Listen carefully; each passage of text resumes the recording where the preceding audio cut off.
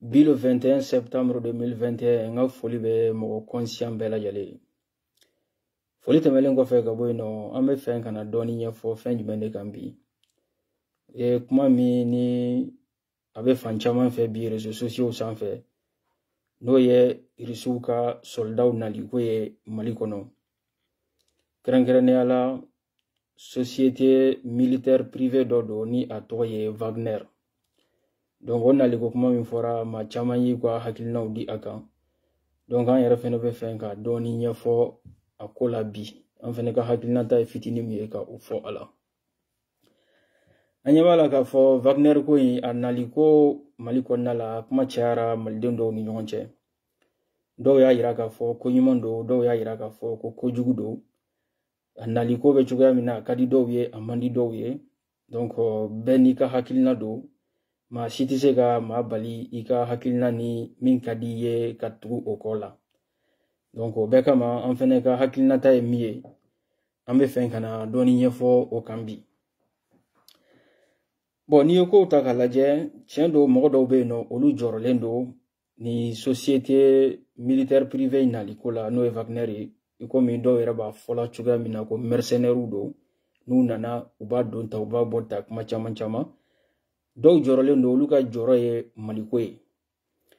Parce que dɔw yɛrɛ fɛnɛ b'a jate minɛ Faransi bɛ na waati min na an bɛɛ ye tama ni bala ta ka fɔ Faransi kun ko u nana u y'an bɔ bolo la kuma caman caman.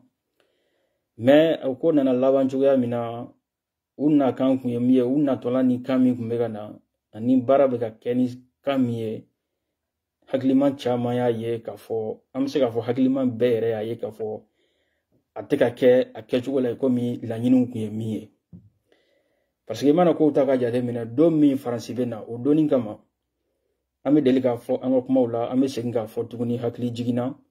komi u b'a fɔ cogoya min na kuma dɔnbagaw ko kuma ta ka segin a bɛ faamu jidi. Donc Faransi ninnu bɛ na Faransi ni a nɔfɛmɔgɔw bɛ na don min na ka na an dɛmɛ o y'a sɔrɔ an ka jamana kɔrɔyanfan in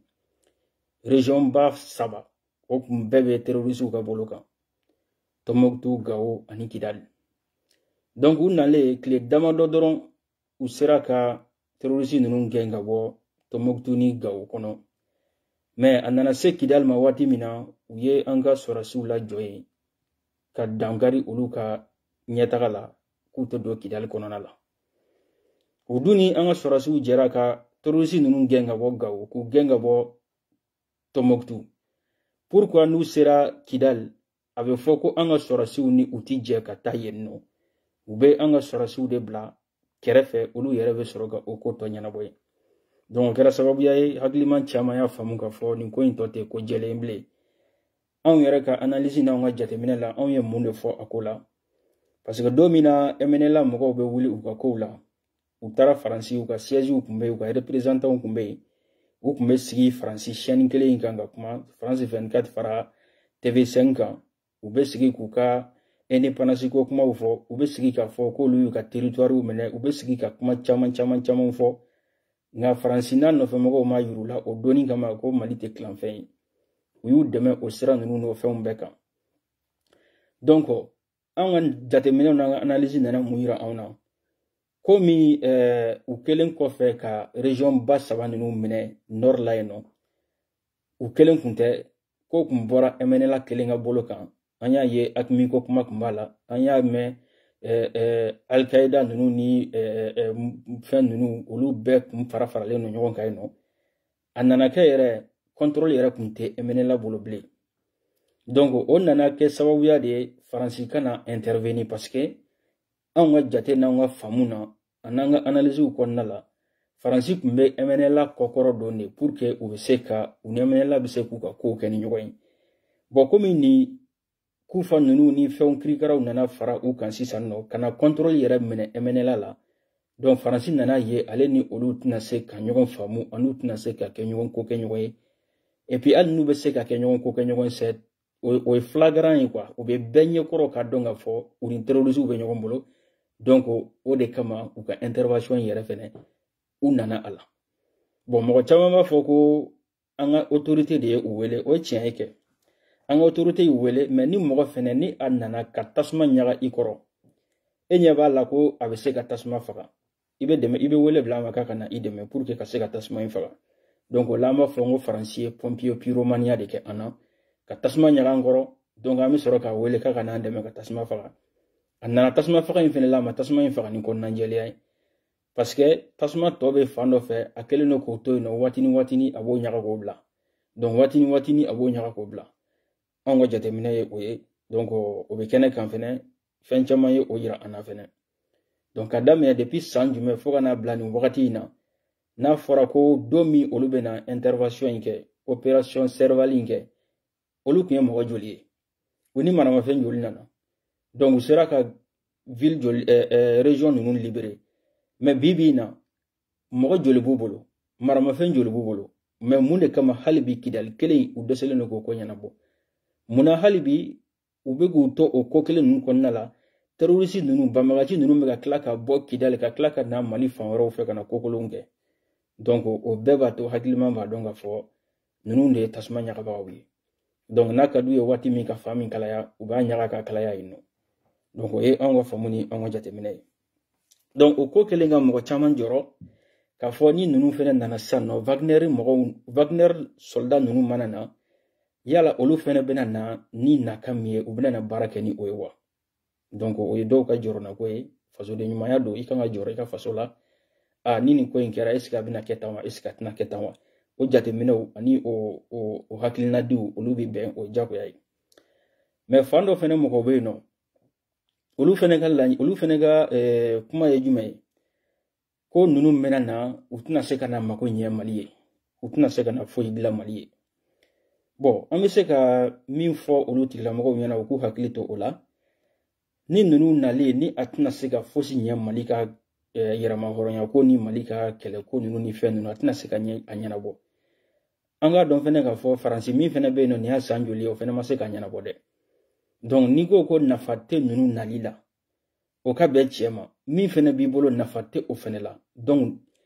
olu tarawo nafate ula don nunu nanawo nafate ula donc akera fe on fe nafantane be ebolo ne bolo ikado essayer imami essayer folo fene ka usa gi sigente ko labla ka surutado obena na minke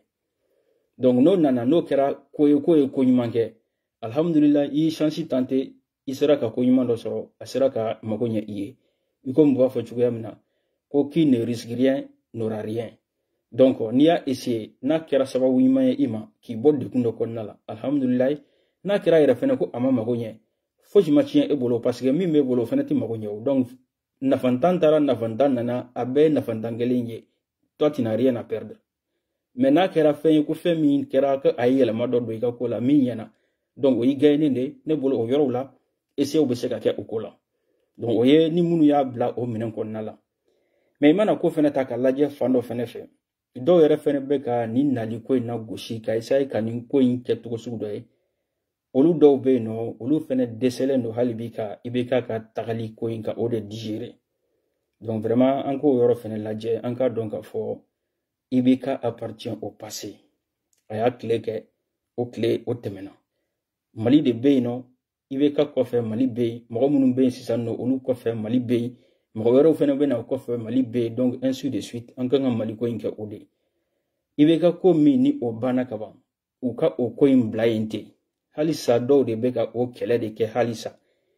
olu ka ala delier de fem fosi de kananya transition mo numbolo olu ka ala delier mo de kera ibeka ka fanga cheni sababu ya fem fosi de kananya abolo malika dafri atigi bolo fuka foko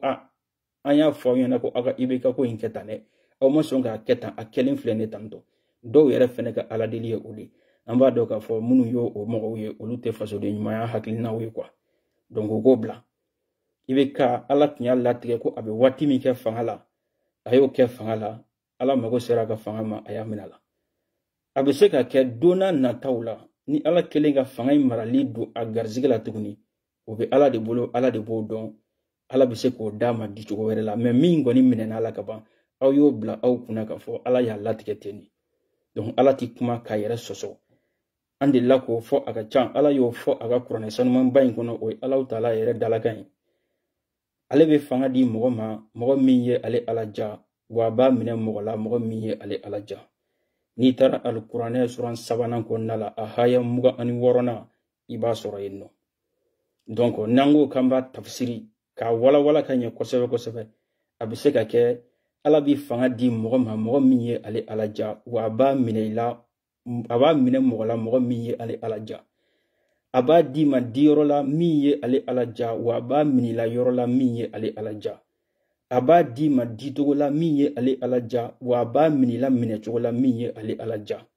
aba ke kuma munu fene la kuma minye ale alaja donc ma caman be no ibe wuli ka fan be do nyona ka sangolo ta ka da duguma fanga no fe ala ta dima mais ma do be no akasrate fanga la ka amasunya ka bla kuna yere ka bina fanga yere nyini ala bi fanga duma nyaki la niye maliko ta ka laje fen caman be no iba famu ala ka masaya ko nala na ye fanga ko inta ka laje Sumaila Sise ala ka hinala nta kunkorota ni kuma juguye Sumaila Sise fanga nyini yanno aya nyini ka nyini akada ye cogo sugu bela akinga ke fanga marabagai anya ye ay kampanyu ke fambefe atara final la sinya damado nga ala kuma latige aga ke jamana nyamo yi donc ambo yoro yambe kurane haya insonjila yenno ala ma da bogola ka foko aga ke jamana nyamo yi note annofe mo do yere ya fo ya no ko adilla ka million kemewdo boro kono kata di ko ka duwa ka e wala sa aka ke fanga nyamoy nga ala ye saya sama ka sura ma ke fanga nyamoy donc o beba ira ka fo ibese ka wuli ka fendo nyini surtout fanga ni ala ma dima ita sura abada lezi wani ala ya dima ki ka wati mi kenay bodi kenay ambo misale ya suru wera fene takalaje transition daminele ou ye président misigi ankuna no e bandawu kile ma wuli ka fanga nyini ko ambora kalama akile kile ama wuli ka nyini aye fanga marabagaw aye olu kerefe sigi ke aye bara nyonya ke olu bolo nga akile kile ama ye ko afleka campagne de ko abe fenga ke mali nyamoy wera ka fola ku tara ta foro kono di abaka retraite la donc o bebe kurane hayan o ba sonjila ala ya da fanga marali kama aya da kama kaka wati mike jako ya dido abake yana kasa wakanga ban wati mina John seto la koi na ban wati sera ala bena ni sababu ya bena ibabla hali na kera ko bana mi soro foi mi soro mogo mavuli no fe e yere bisinga yedura nege bisinga bila iba fo ko hey aya ko fe mina ne ta febli o ala ka masaya kono nay donc munu meka ibeka ko ta hali bika juru janya ka juru sama aya donc afoko ala de kunye fanga imbandon se a bankuma sira ka beni munun ka wati ani munun ka wuli ka joni munun ka ko werawiye donc a bana ka sababu yake ode sino hali ni okunte ibeka yere kuma bla yere donc ambe ala fo ka barkada abla bla to mi fenela amake bla to sugu do feneye parce que andilla ko fanga video yere kono ala fanga mineto mogo do la ado chaka jugu donc ni ala ma ibika take oye obe ala tanuwe obe de kumbe an yere fene siran wati mi wuliga jo kera ibika nofe an kunya kuma o dénoncer ka chaya ngo mogo munu flene ka wulika jo ke ibika nofe ngaka fanga bla ngo nyunun ti jamana jolawiye wa uyera dama ngutina na be ala odo uye kasiketi fu taka do an kungolo la ka etiketi fu taka noro auna ko on ye ibeka ka mugo ye on sanendo on korompinendo fen chama on dun ya fochuga mina on chama ya fochuga mina yan bolo nyeshin yorom ma click la kata boyno amugo kelun klela kana nyom boroto yan ka yira ka fo ku te ben ko la ku click kele uma delika ben ko la jamana dola u bena fengele mi kandoro o kunye ko ibeka de kunga ulika bo malikuna ibeka kata on kunyo fo yan burula ka fo flela ka fo tamana ka fo fambefe ngo nunun tati jamana koye wa uma benko foila ngo demokrasi ya yira ubiseka fara nyogon ka ta ibeka contrôle la élection na u bana o ma parce que bede be fenki sigi fauteuil ka masaya siège ngo bede be fenki sigaga o de kama demokrasi konnala u mason ka fara nyogon ka mogo kelen sugandi ula ka fo e ka bla anyefe ni gaina anga hakilnaw ye miye ibeta o bara nunu waleya u mason o ma donc o ba yira ka fo u farale mi fle nyogon ka ibeka kama jamana kote ibeka mana wulisa no ngu yira dama be kla kana fara nyogon na tuguni ngomi me on joro a wati ya soro jeunesse fara lendo jeunesse te nyogon kan fo ngo ola ni ko nana keni ke joyena a baraka gele o wakati kele ya soro dine nyamugo farafaralen do dine nyamugo te kuma kelen fola dobe yanfe o ka mogo be do ndo ya yanfe donc o le fene bi to yanfe ale fene ka mogo be do ndo ya yanfe o lu fene kun te kuma kelen fola donc o lu do dum fene kun se ka mogo la sabali ka fo ka kuma sugu do fo mogo yana ni mogo be tugu ko mais na kera ko o lu te kuma kelen fora o lu benente ngo fene ko ka gelen ngo mun fene kelen no tuguni o ya soro armée yere fene sorasiw yere dama yere fene bembate olu ni ɲɔgɔn fene cɛtento donc n'a nana kɛ nin kɛcogoya in na jamana farafaralen no siya kɛlɛw bɛ yen nɔ diinɛ mɔgɔw fɔlen no ɲɔgɔn kɔ jeunesse fɔlen no ɲɔgɔn kɔ lakanabaw fɔlen no ɲɔgɔn kɔ ngo ni jamana nana bila ten ɲɛmɔgɔ t'a la ngo ko o baara nana gɛlɛya kosɛbɛ an bɛ tila ka taa don degun kɔnɔna la ka taa bila dingɛ kɔnɔ min ka gɛlɛn kosɛbɛ olu de yɔrɔw de tun ye anw jɔyɔrɔ ye donc o kɔfɛ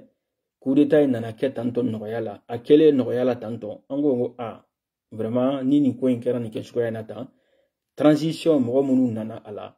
an ɲɛ b'a la k'a fɔ olu mɔgɔ ninnu an tun ma deli ka u ye k'a fɔ ko u ni politicien dɔw bɛ ɲɔgɔn bolo an ma deli ka u tɔgɔ mɛn nafolo suɲɛkow ni yurugu ko wɛrɛw ni fɛn wɛrɛw la an y'an ka espoir bɛɛ ta k'a da olu kan n ko olu bɛna se ka na ko ka jɛ kɛ ka jamana in bɔ dingɛ kɔnɔ ka bila geren kan donc o de kama an ye fɛnw fɛnɛ kɛ soutenance ni fɛn caman kɛ mɔgɔ ngo ni ko bi disi jɔ transition in disi ɲɛ ngan bi malien sɛbɛw bi disi fara ka fili kɛnɛma ka tɛmɛ n'u ka sira ye bon o transition ko fɛnɛ daminɛ o fɛnɛ nana mɔgɔw jigi waro ka da kan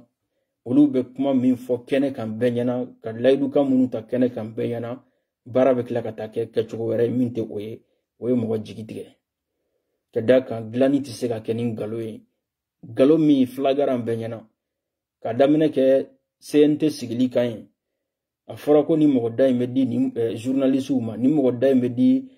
culture mɔgɔw ma ni mɔgɔ da in bɛ di ninnu ma ni mɔgɔ da in bɛ di ninnu ma ani ko tali bɛ kɛ nin cogoya in de la mɔgɔw ka na n'u ka fɛnw ye CVw ye CVw bɛ na cogo min na olu bɛɛ fɔra mais an tilala ka na ye mɔgɔ da minnu fɔra ko bɛ di mɔgɔ minnu ma groupe minnu ma o ma di olu ma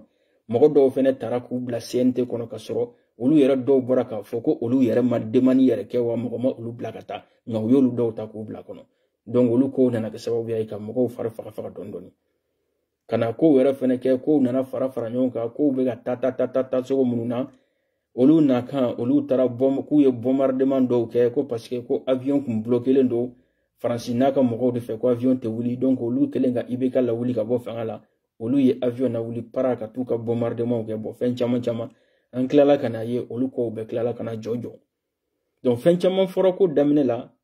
ko bɛ ka taa ɲɛfɛ olu kow tɛ ka kɛ donc o bɛɛ ye mɔgɔw salaya ka tila ka hakilina wɛrɛw di an ma n'an fɛnɛ nana jateminɛ ko ninnu fɛnɛ bɛ ka taa ni ko ye sira min fɛ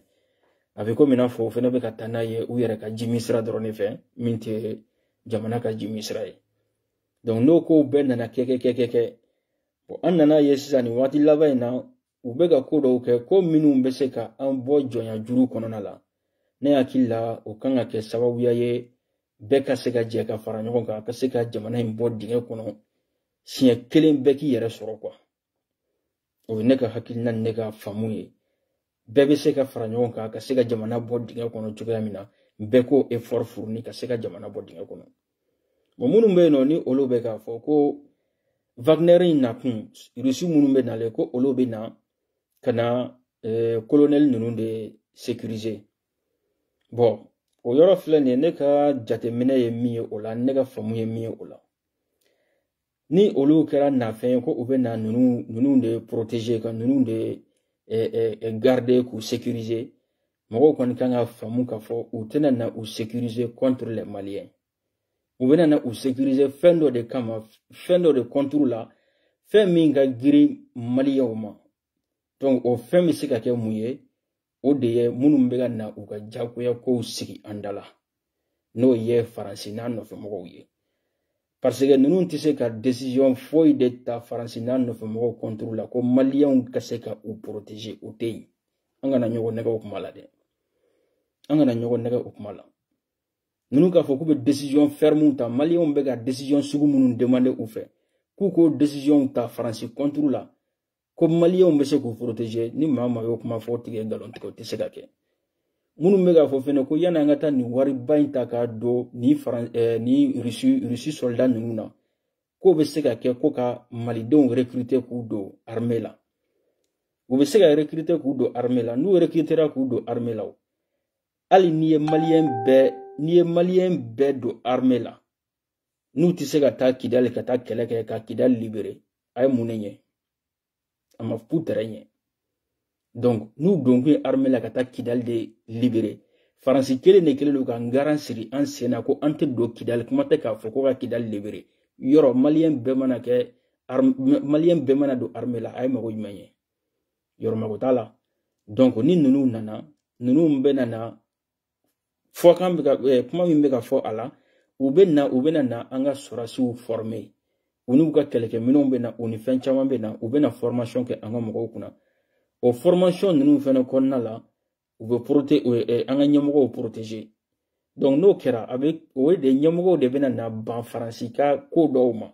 Nous banoma ka sro mote no fente no mi se ko protéger. France bena u shede ni faga benyana janfa jugu be se ka kewla wa hali ni mogoma sro mi mena u janfa. U bu yere ka mercenaire la wuli kana bi u kanka u kasara ku bone unina.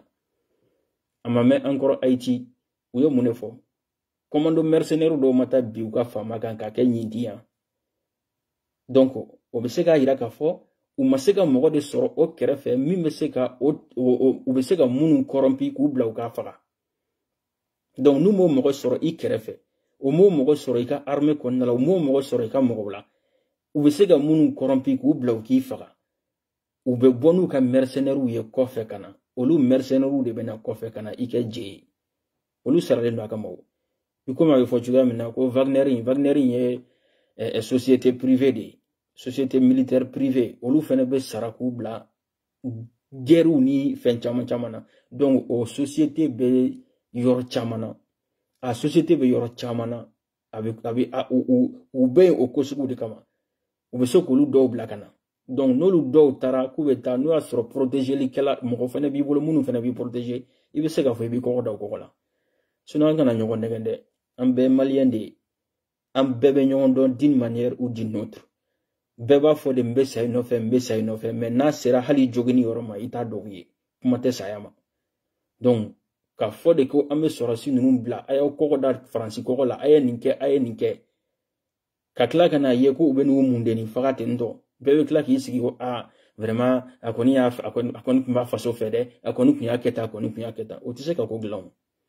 donc faut que mo ko au côté fene jatemine ko côté jatemine ka don nunu bega fenchama mi bali France bolo o tise ka fo ku bu ko do ko la yere nu dalentu yere law donc ni dalentu yere la tise ka fo ko sugu ke on armée pisana chogo est-ce que on armée ni wakati nous konna la pisana chogo a formation karula chogo est-ce que ou me se ka ke biko mina fo Kadhafi ou beta Kadhafi bo jela wati mina o ka armée kuma chogo ya mina a jama chaya ani ou me condition sugo mununa mais o mata dolu kama ou donolu kan ko yugu ba kama ko wero bla o chela ka kla ka bon mercenaire ou ye fa waro fe o de ko be gologolo kololoni a gere makla kana laba on fene kanwa donc ko bo chogo lati ni willa ki ko da France ko la doro ikerefe muga bo de blayla folo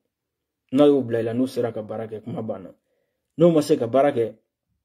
abe mo wara blaga na sanno ka bo ko fe kana donc pour que ka se ka France kele il faut que ka protéger di pour que ka se ka décision ferme ta parce que do na tew o be ga ni ko mun ga na te enranger ante soama no fora unyana u ba la yele sanno ka yelama do ko la donc ni ko tora o diplomatie siraka o yo bani mais olu tuna to o diplomatie siraka o bena na to duguma sira de fe ka nyayini sa no be dangare o la cogoya mina donc ayere aye donc sécurité te jamana nkono il faut que munu me décision ferme ta ou fene ka koloshi mais akana kede kana ka utake ko sugu do ye kana laban iko mi France na kan mi muda ku bena anga fen formé ou bena anga sorasi ou formé ou be keleke meno ndiya ma ou be fen chama ke mais o makla ka ta ko sugu yayi kana kere nor yere menelendo an yo dénoncer akacha aéroport be yenno France ka avion me jigi asakola malien foite no mimba contrôler avion ni fenj men jigina France ka avion me klaka wuli asakola ka ta France malien foite no min bɛ se ka a contrôler k'a fɔ ko fɛn min kɛra a kɔnɔ ka taa n'a ye. Donc olu ye ko ye ko min ni o tɛ se ka continuer. Ni ninnu nana au moins ko damadɔ bɛ yen nɔ o kɔni na se ka ɲɛdɔn. Parce que n'u nana n'u taara nord la nord ko na se ka ɲɛdɔn. Faransi bɛ ka mun yɛrɛ de kɛ nord kelen in kɔnɔ yen nɔ. Ni malien tɛ se ka taa yen nɔ, malien sɔrɔsiw tɛ se ka u ka opération n'u ka fɛnw kɛ yen nɔ.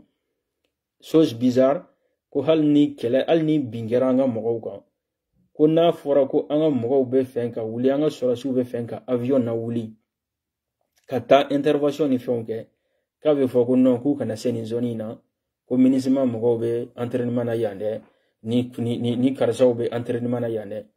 An ka yɛrɛ ɲininka dɛ o kuma u bɛ ka entraînement kɛ mun de kama? Entraînement kɛ kun ye jumɛn ye? Ka Mali de bɔ jɔnya juru kɔnɔ ka Mali de protéger terroristes ma wa? Ou bien olu nana Mali kɛ u ka entraînement kɛ yɔrɔ dɔrɔn de ye? U bɛna taa kɛlɛ kɛ diɲɛ fan wɛrɛ min fɛ u bɛ n'o entraînement kɛ Mali de kɔnɔ? Ou bien olu nana Mali la kɛlɛ de kama wa? Ou bien olu nana Mali la kana u ka entraînement dɔrɔn de kɛ ka sɔrɔ ka taa? Ne bolo n'a sɔrɔ i nakun ye Mali ko ye o, ni bin bɛ ka kɛ o Mali kan o, n'o y'a sɔrɔ bɛ entraînement na i bɛ entraînement de bila ka taa o bingani bali wa? Ou bien e bɛ maliyɛnw yɛrɛ de bali k'u tɛ taa intervention kɛ parce que ko aw yen zone na ko aw ka mɔgɔw bɛ entraînement na yen. Nin ye foutaise ye dɛ.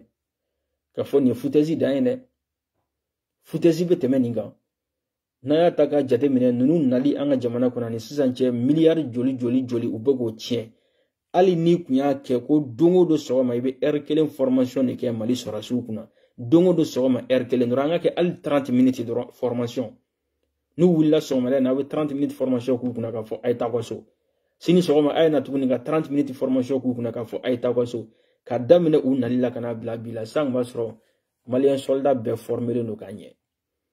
Ka daminɛ u nali la ka n'a bila bi la u ni minɛn minnu nana a kun ma se olu yɛrɛ kun ka to yan bilen. U kun b'o minɛnw di an ka mɔgɔw ma an ka mɔgɔw kun bɛ kɛlɛ kɛ san b'a sɔrɔ jamana in libéré la. Surtout mɔgɔ fɔlɔ minnu yɛrɛ ye a kɛlɛ daminɛ n'o ye MNLA mɔgɔw ye. Bibi na olu donnen don an ka gouvernement kɔnɔna la kɛlɛ jumɛn de bɛ yen tuguni an ka ɲɔgɔn ɲininka. Kɛlɛ jumɛn de bɛ yen? Minnu kun ko ka tilani kɛ minnu kun ko a donna ta a bɔra ta minnu kun y'u ka porte parole ni fɛnw ye n'olu sɔnna ka don Mali gouvernement kɔnɔna la o b'a yira k'a fɔ ko tilani ko kuma ni kɛlɛ ko kuma kɔni t'u hakili la bilen. U y'o kumaw bila u y'o kumaw fɔ k'a bɛɛ kɛ mais pour que halisa ko bɛ tan. Donc an ka lajɛ jamana in ye jamana kelen de ye. Ko kɔrɔ mun bɛ mun kɔnɔ karisa tɛ se ka nin kɛ karisa ye nin don da karisa ye nin bɔ ta donc